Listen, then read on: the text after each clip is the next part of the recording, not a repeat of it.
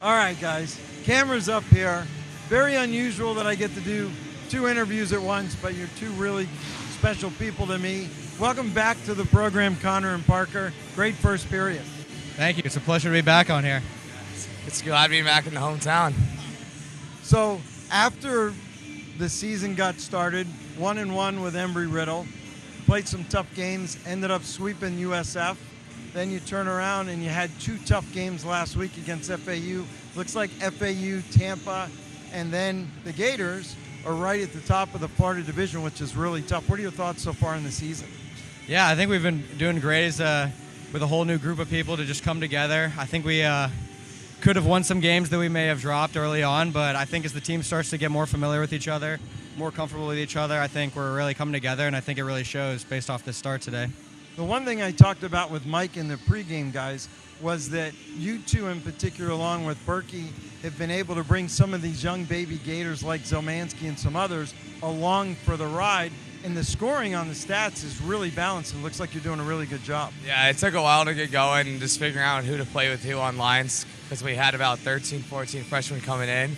So once we figured that out and got the good chemistry playing multiple games together with the guys who we have the best chemistry with to play on all sides of the ice, it's been working and clicking well for us. So now Gator hockey's been around a long time. Your brother, you're second generation. I covered your brother when the Gators used to play here. I talked a little bit about how it's been through the years with struggling to get guys at practice, issues with the rink, playing games, home games and practices in Tampa or here at RDV.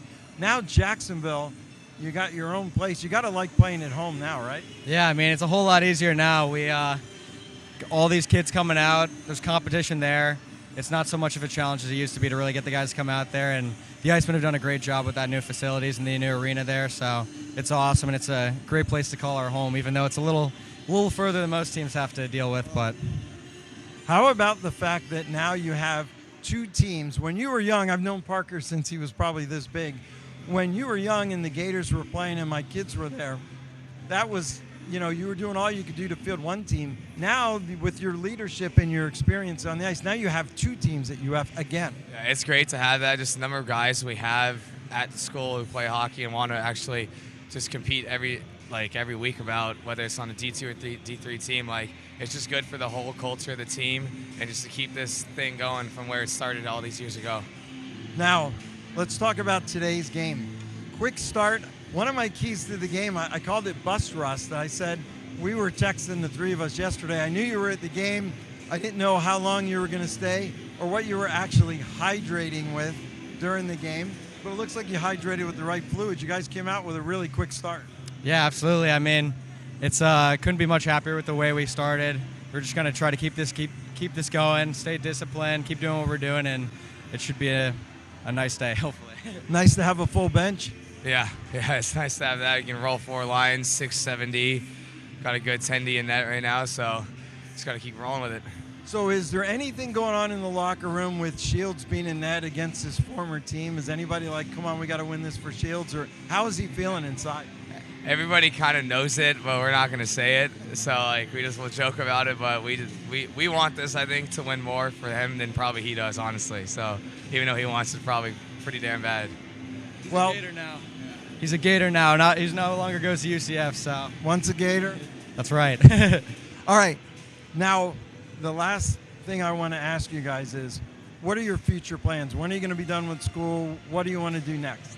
Yeah, so I'm doing a 3-2 Master's in Accounting program, so I'm going into my 4th year here, and I'll have one more year after this. So after this year, I'll start out in with a Big 4 public accounting firm. Wow. So the Nicholson tradition is going to continue for one more year. That's right. And Mr. Mara? I graduate this spring and going to be probably sticking around another year for grad school in sports management. And hopefully the dream is to go and end up coaching college football at UF somewhere, some good school. I promised your dad you were getting off the payroll. Now you're telling me you're going to grad school. I am. Got to get my way in the door somehow with football, so up there. So Parker went and played junior hockey when he left here. You won a national championship. I know you've had a great experience yourself playing junior hockey. And when you get to the college level, I was talking to a couple of the house league players here before your game that are 18. A lot of these kids think they're just going to walk on and play college hockey. It's just not the case, right? I mean, you know from your brother, you're the oldest. You know, you got two brothers coming behind you. You just can't walk on and say, I'm going to go play for the Gators. It's not that easy anymore. Yeah, no, I mean, maybe a few years ago it was a different story, but the way that all these teams around here, not just our team, but all the other teams throughout the league, it's really making it a destination for many people, especially when pursuing some of these elite academic schools in the Southeast where there's not really much NCAA hockey going on. It's really led to this to be a destination for some people, and it's not just something that people can just play hockey growing up a little bit and then just eventually step onto some of these teams. You know, all elite academic institutions have really good finance programs, just for the record. So you are the younger brother. Your brother made the trails for you. This case, Parker's the older brother. You got two brothers playing in the junior program where you played out in Texas. Looks like Mason's captain. Nolan's doing really well. You got to be proud of your brother. Yeah, it's nice to see them doing well. It sucks that they're still getting to live that nice life out there, but I'm happy for them and hope they keep working hard and make it somewhere. Well, the good news is your parents are happy that they're empty nesters. What was that? Your parents are happy that they're empty nesters. Yeah, it's nice now they have all the freedom to do whatever, go on trips and anything else. All right, anybody you want to say hi to? I got my main fans here, so thank them for coming out here, but anyone else tuned in, I appreciate you guys as well. Make the trip down to Florida sometime. You?